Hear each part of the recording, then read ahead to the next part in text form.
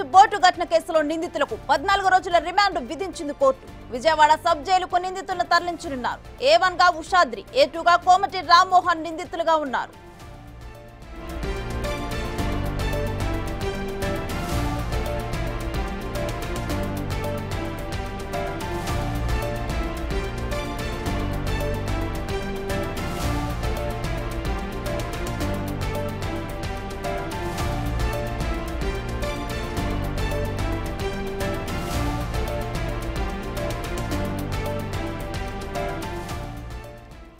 ప్రకాశం barrage boat ఘటన కేసులో నిందితులకు 14 రోజులు రిమాండ్ను విధించింది కోర్టు. అయితే విజయవాడ సబ్ జైలుకు ప్రెజెంట్ నిందితులను తరలించనున్నారు. ఈ బోటు ఘటన కేసులోనైతే A1 గా ఉషాద్రి, అదేవిధంగా A2 గా కోమటి రామ్మోహన్ నిందితులుగా ఉన్నారు. వీరిరువురికి కూడా కోర్టు 14 రోజుల రిమాండ్ను విధించింది.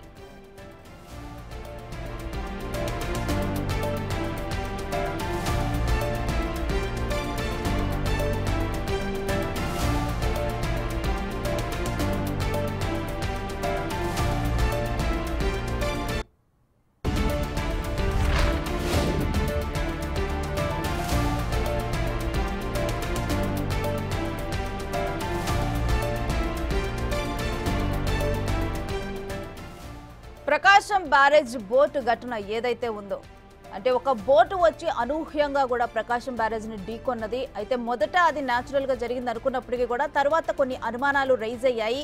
అయితే దాని తర్వాత కూడా ఇక విచారణ చేయాలని చెప్పి వచ్చిన అనుమానాల ప్రకారం విచారణ చేయాలని చెప్పి పోలీసులకు సమాచారం ఇచ్చారు. అయితే దీని వెనక ఎవరైనా ఉంటే గనక, ఒకవేళ ఎవరైనా కావాలనే చేసినట్లు తేలితే మాత్రం అసలు ఉపేక్షించేది లేదని హోంమంత్రి కూడా చెప్పడం జరిగింది. ఈ విషయం మీద చంద్రబాబు నాయుడు కూడా అనుమానాలు వ్యక్తం చేశారు.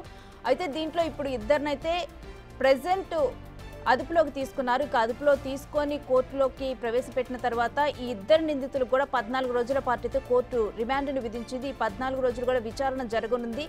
ఏంటి దీని వెనక ఇంకా ఎవరైనా ఉన్నారా అనే విషయాలన్నిటి కూడా బయటకు లాగనున్నారు. ఇంకా ఇదే అంశానికి సంబంధించిన డీటెయిల్స్ మా అమరావతి ప్రతినిధి శివ అందిస్తారు. శివ, వీరిరువురి రిమాండ్ గురించి డీటెయిల్స్ ఏంటి?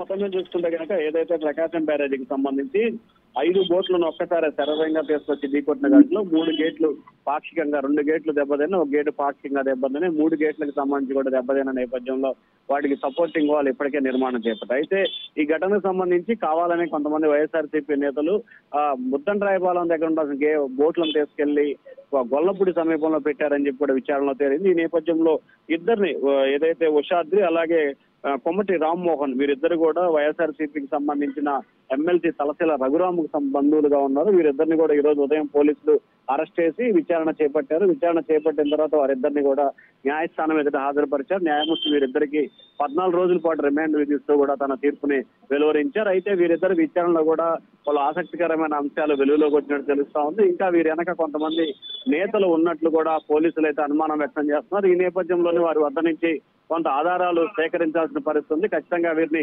కస్టడీకి ఇవ్వాలని చెప్పి కూడా రేపు విజయవాడ పోలీసులు అయితే కనుక కస్టడీ కోరటం కోసం విజయవాడ న్యాయస్థానంలో ఒక పిటిషన్ దాఖలు చేసే అవకాశం అయితే కనిపిస్తోంది. ఎందుకంటే ఈ రోజు ఉదయం వారిని కొంత విచారించిన సమయంలో కూడా కొంత కీలకమైన సమాచారాన్ని ఇచ్చినట్టు తెలుస్తోంది. ఇంకా మరింత సమాచారం కోసం వారిని కస్టడీకి కోరే అవకాశాలు అయితే కనిపిస్తున్నాయి. కస్టడీకి తీసుకుంటే వీరి వెనక ఎవరున్నారు ఏంటి అనే దానికి సంబంధించి కూడా పూర్తి స్థాయిలో వివరాలు సేకరించే అవకాశం అయితే కనిపిస్తోంది. ప్రస్తుతానికైతే వీరిద్దరికి 14 రోజుల పాటు రిమాండ్ విధించారు. వీరిద్దరిని కూడా మరికొద్ది సేపట్లోనే విజయవాడ సెంట్రల్ జైలుకి తరలించబోతున్నారు. రేణుశ్రీ.